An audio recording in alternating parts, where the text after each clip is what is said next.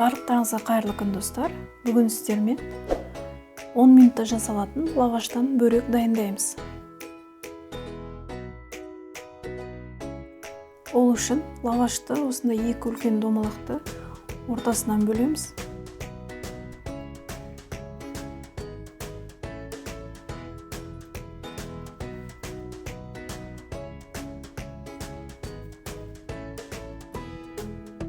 Сосын тағы да екіге бөліп,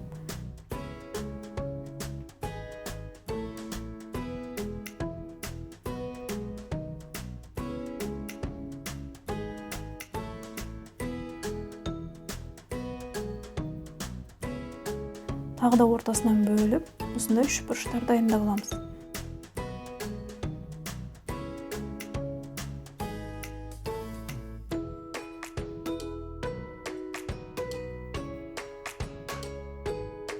Немесе дайын үшбұрышты лаваш сатып алсаңыздар болады.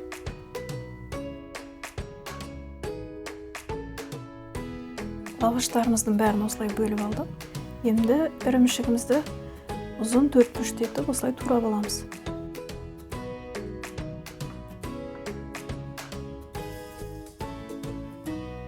Екі жұмыртқамызға кішкене тұзымызды сеуіп, шанышқымен араластырып дайындап қоямыз.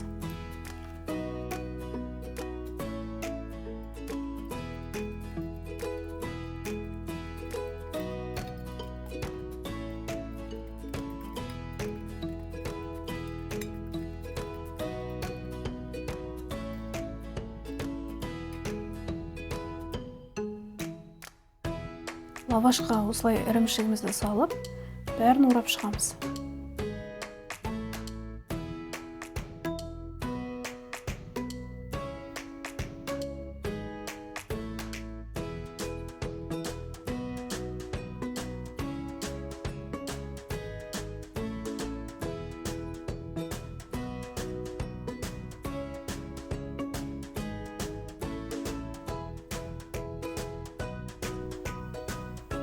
Табамыздың ішіне кішкене майымызды құйып, отқа қоямыз.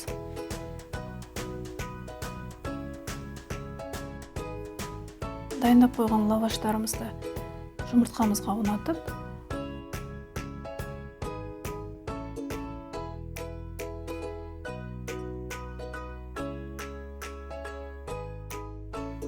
қызған табамыздағы майға саламыз.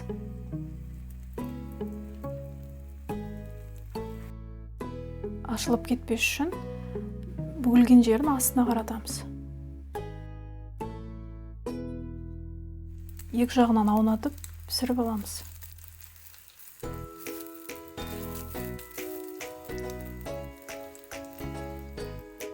Екі жағы осылай қызарған кезде пісті деген сөз.